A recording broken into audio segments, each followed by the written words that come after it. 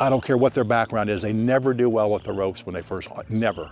But then anybody that does, once they get good with the ropes, it transfers to everything. So nothing seems to transfer into it, but the ropes seem to transfer to everything else, so it makes them a better athlete, plus less likely to get hurt. Did you know that John Brookfield invented battling ropes? I created the system for myself before I showed anybody. I was doing it for about a year, just for some records I was doing. I was trying to figure out the best way to sustain physically and mentally, and I discovered the ropes off the flow of water, and God revealed it to me. I thought battling ropes was just this movement. The ones you see in all the the energy drink ads and all the fitness product things where it's oh, sweating, good workout, do the burn, do this exercise. There's 7 different concepts to the training. What most people see is the velocity, which is strength and speed together. And that's the #1 concept. But yeah, you can adjust it, because with the ropes you have complete freedom of movement. I can do anything my hands can do. Swimming strokes, striking strokes, anything. But with this training with the velocity, if you can get where you can sustain it over a period of time, it'll transfer into anything you do. I've also noticed, John, too, that I don't care how fit somebody is, that if they're not used to the ropes, I don't care what they do, they don't seem to do well with the ropes. But once somebody gets good with the velocity and the ropes, it seems to transfer into everything else. I got this one from Rep Fitness, and I think they sell them in 3 different weights, 20, 30, 40 pound. This is a 50-foot one. This is actually a rigging rope that I got from America's Got Talent when I swung onto the routine like Tarzan. So actually, thanks America's Got Talent. I do like this rope. It's really light. These are his ropes. Yeah, and these are 1.5 inches. These are 1.5 inches in diameter, and they're both 50 foot. Okay. Okay. And so one might weigh 22 or 24. It doesn't sound like a lot of weight, but it's how we use them. Not to get ahead of ourselves, but people, I want to work my grip more, John. Should I get a 2-inch rope? You can, but see with this. Oh, shoot. So we can, here's a good grip, and if we want to work our grip more, all we got to do is this. Now you can rig this up to anything that you can see fit, but I don't know if there's one really good solution to the... Well, it's really like a smooth pole is probably your best. We could put it to a tree or something. A smooth pole is good because over time we don't want some chewing into the rope. People use kettlebells in gyms, a squat rack. I see people grabbing the ropes like this. They're probably going to have a pretty bad day if it's a man, if they're not careful with this, doing this. I've actually seen that happen. I was wondering where that was going for a second there. I've actually seen some pretty good shots there before. Just a good simple grip here. It's not rocket science. Yeah. The biggest mistake people make, they have too much tension on the rope. Okay. They're doing it like this. See, so the general rule of thumb, real simple. We want to pull the tension like this where it's tight. Yeah. And just take just a slight step in. Because we want enough rope on the ground to create the waves, you know what I mean? So now it's just got here's a basic place you'd be. We're just doing this like this, okay? Yeah. Now it's okay, there's one long wave, right? Nothing wrong with that, but the more velocity we get, see? We got a series of waves. So let's say we had an NFL tackle right here, he gets used to the ropes, okay? Everything is visual motivation. So if we had an 8-year-old girl out here, you know, what's going to happen? She won't get the rope to the anchor point, but everything's visual motivation. She might be getting, here's why the ropes are so progressive. She might be getting the rope here, just for example, right? Yeah. Oh, I'm not getting it there. I'm going to fight harder, the visual motivation. 2 weeks from now, look, she's getting it there. So she has visual motivation to keep going closer and closer. Let's say we got the big NFL tackle, okay, 350-pound guy or 320. Once he gets used to this, he won't be able to sustain long. But once he gets used to it, this is going to be a light rope, okay? Yeah. So if you take the NFL tackle, we're right here. If you even put him right here, John, this rope's going to be twice as hard to manipulate, twice. Yeah. You know, it's kind of like ring training where it's infinitely scalable just based on just small positional changes. Now I'm choked up on it. Oh, wow. See, I'm not doing it, see? Well, how come? Because I've got a lot of speed and velocity on it. Okay. So it's not like a lot of rebound. There's not like a low in the action. You see what I mean? I was going too high. Well, you weren't necessarily going too high, but there's the more up and down or the faster speed. Oh, I see. But we can block it off. I feel like I'm watching one of those you didn't do martial arts wrong. Movies where the Grand Master can just walk through walls. You didn't do anything wrong. It's just you were, there's the speed one that's fast, so it had a tendency to rebound up. So there you go. See, this forces you to engage. You got to put a lot of force to get that down to the end.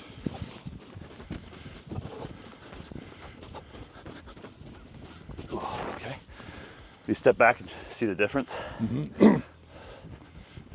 Oh yeah, it's a little easier. Yeah. Okay, it's good. But you see my point? a lot harder. This rope has so many increments of force. Okay. Yeah. So like I said, no one's going to master it all the way down. And I've had like a lot of top, you know, like UFC fighters and stuff like this. They said this was the only thing they ever got to put them in a panic breathing. If I'm training somebody, I don't like to put them on a drill and then they just say, I'm smoked, and throw the ropes down. Sure. I mean, they can, but that's not how I like to teach people. So let's just say, for example, John, I'm right here, okay? I'm just going You're like, really up on it. yeah, if I'm just going like this, but let's say I'm getting tired now, right? Instead of just throwing the ropes down and saying I'm gassed out, I want to back up like this, see? Now I can actively recover just a little bit, see? Because it's easier. Once I recover a little bit, whoa! I'm going to move in again. See, then I gas out, I move back. So Guys, I don't think you realize how much harder that is than it looks. This is like fartlek training. Mm-hmm. You know, if you guys know what that is, it's basically like you spot something in the distance, you run a little, it's like kind of like random intervals. So you just run a little faster and then you just kind of, but you keep going. Oh. See?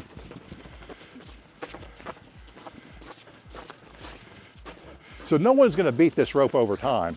You know what I mean? Mm-hmm. And then you just keep getting faster and faster though with your velocity.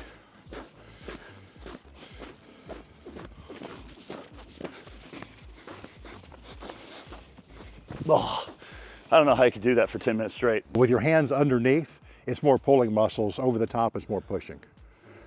So now try it like that. You're getting a little bit more. Here again, this is not bodybuilding, but you're going to get a little more of the pushing muscles. Okay. And sometimes somebody's better underneath than over the top. Because somebody may gas out quicker this way than the other way, I've noticed. This is easier for me. Yeah, it probably is with your background, with the rings and stuff. Probably, I would guess it probably is. If we're using a rope like this, right, John? I can get what they call in the South a little body oomph into it. You know what I mean? A little bit of like leverage. With Body English? Yeah, but if I'm doing this, see, I can't. See? Yeah. And see, now I got to deal with both sides. So if one of these sides starts to get tired, it's going to start flailing. And kind of go till you get tired. Let's see if one side kind of tires quicker than the other.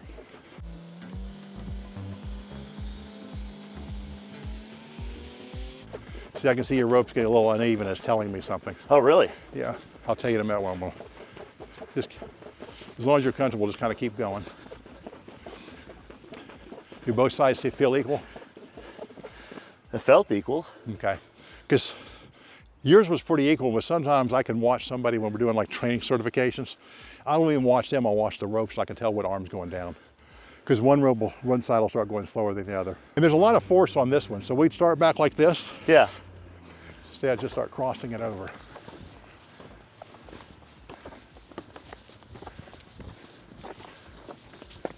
Oops, started to come, I thought it was gonna come off the top. Oh, But see, good. with this one, I can get closer and closer, see? I gotta put a lot of core into this, see?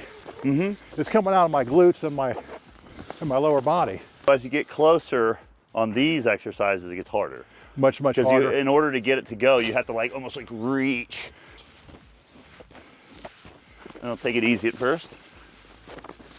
And I'm still using the visual feedback, right? Mm-hmm. Oh, absolutely. You're doing a little bit different technique, and it's a good technique, but I'll show you in a second the difference, okay? You were going this way. Yeah. And nothing wrong with that. That's just a whole different What technique. were you doing? Up and down. Okay. So a So little bit more. I was pulling. It's almost like I'm forcing someone to the floor this way. So it's kind of like it's a big and both is a technique. You know, they're both a technique. Okay.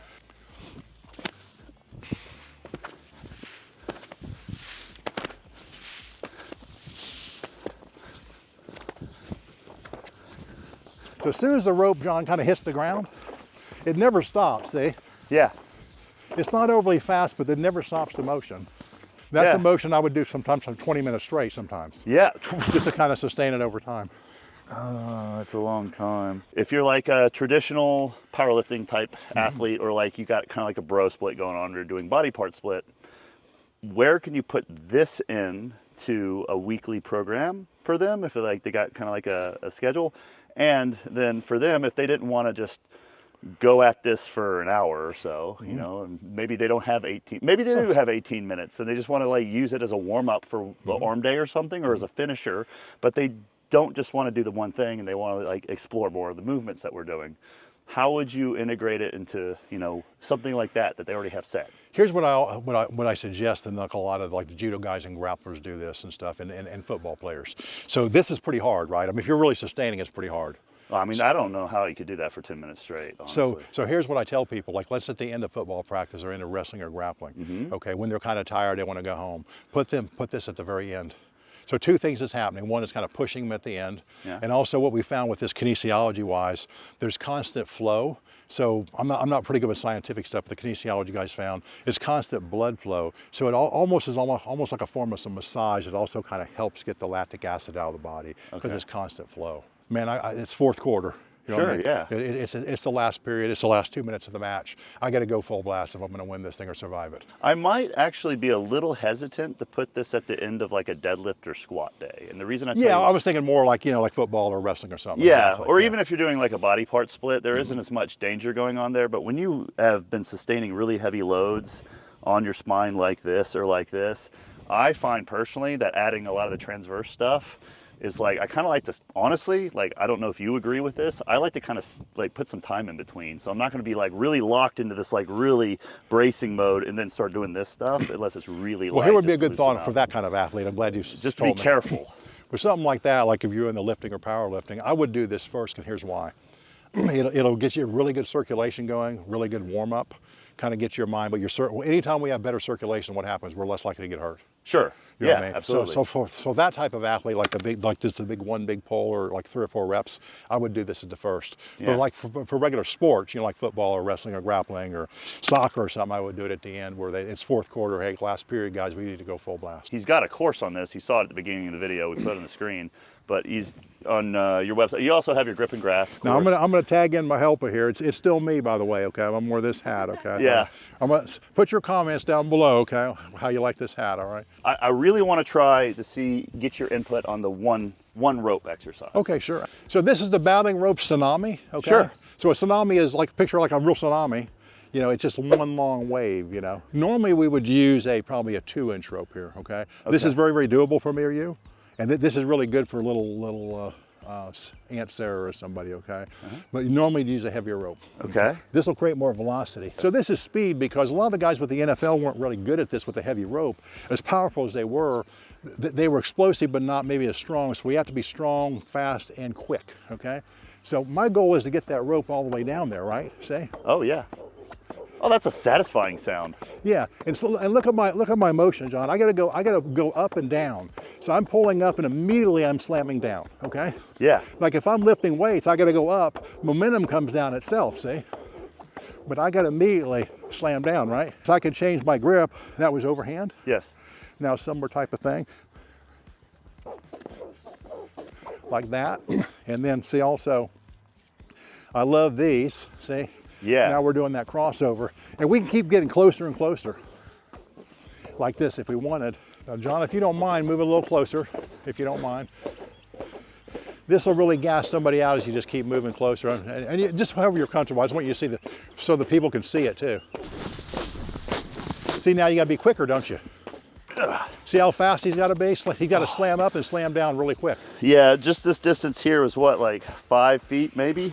Probably. That 5 foot is like a world of difference. We have all this weight of the rope on the ground. It just takes that much more force and inertia to get it going and keep it going. Yeah. So this is perfect for explosive power. Perfect I love how you're prescribing it for different needs. We worked with Michael Todd at the Monster Factory about a year ago, and he has all these awesome arm wrestling machines. Some of the biggest arms I've seen in person. One of the strongest dudes on the planet. And he uses he's got like part of his recovery circuit for arm wrestling. Yeah. He does a lot of the like 1 rep, 1 rep, 1 rep, next machine, 1 rep, 1 rep, and he'll do that. But separate from that workout, he'll do like battle ropes as part of a pump circuit.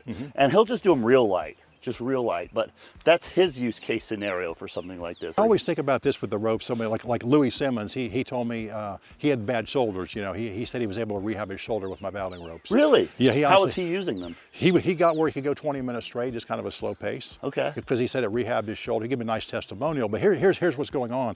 Once again, now we got a lot of blood flow going. picture like a river, right, or like a stream, okay? If the river is moving quick, or the flow, it keeps all the beaver dams and all the, you know, all the junk and logs from getting. But if the river is not going quick, if your circulation is not going well, what happens, right? It's not moving. So anything with the ropes, because it's more circulation, it's going to get more circulation going, which is going to make you stronger, faster, but also less likely to get hurt. I think you can never underestimate the healing power of circulation. I mean, speaking of arm wrestling, right back to it, Devin Laird's talking to me on the phone about a week ago, and he's like, he's doing more blood flow volume work this past year as part of his training, like long-term training phases. He's just like, I just can't believe, like, just when you think you understand how important blood flow is for healing, there's another level of how it can still help you. There you go. See the range of motion you're getting? It's huge. See, you have to keep it going. And take a minute, John. Not yet, but in just a second. That was overhand. Yeah. Get your bearings, and then let's try underhand, because that could be a whole different kind of a muscle group flow. It's good to do both, because some people can be really good at one and terrible at the other. I mean, I don't know why, but it's interesting. So this balances everything out really good. Yeah. This doesn't take as much cardiovascular here, but it's just a lot of power. There you go. Can you keep it moving without it stopping, John? If you can. Oh, I wasn't trying to put you on the spot. yeah, no, I like it. So Thank you. we always want, if we can, we want the rope never to completely settle on the ground. Okay. There you go. There you go. See the difference now? Yeah.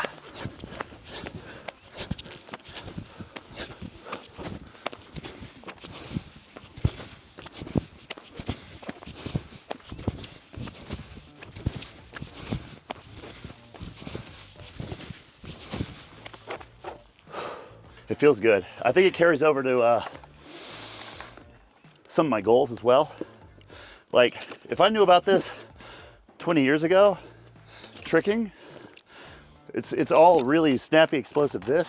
This is perfect movement for anything like those explosive twists. Oh, absolutely, yeah. You can almost kind of get into a flow state with this.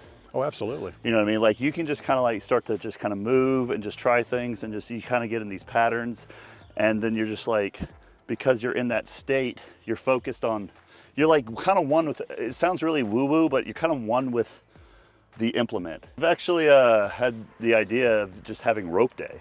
Oh yeah, yeah. You know, like we were talking about, like I'm trying to accommodate, like for the people that are kind of in the bro split mindset, or the powerlifting SBD, or the push-pull legs. It's like, you get to a point where it's like, you know, if you have the flexibility and the courage to try and step out of your comfort zone a little bit, have a 45-minute rope day and just play with this for, you know, try some of this stuff, challenge yourself, explore, and try to invent something for yourself. And well, here's what I think. You'll be sore as hell, probably. Here's what I think most people are finding out now, and of course there's exceptions to the rules, but if a serious athlete, or even a serious fitness person in their backyard, you don't have to make a living at it.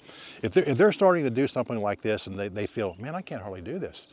They're probably not going to thought, this is stupid, I don't want to do it. They're going to say, man, this is exposing them a weak link. What's going on here? See what I mean? That's why this body awareness stuff is so good, because this will help you with everything. Because once again, I will say this all honestly, and I've dealt with, I won't use names, some of the toughest guys in the world, like for different things. And I don't care what their background is, they never do well with the ropes when they first, never.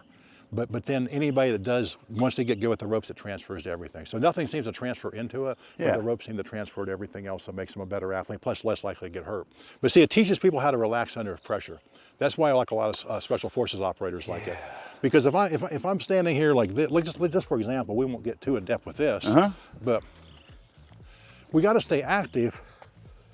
But if I'm right here, I want to use just enough tension. If I'm trying to go a long time with this, I want to use just enough tension to get it going, right?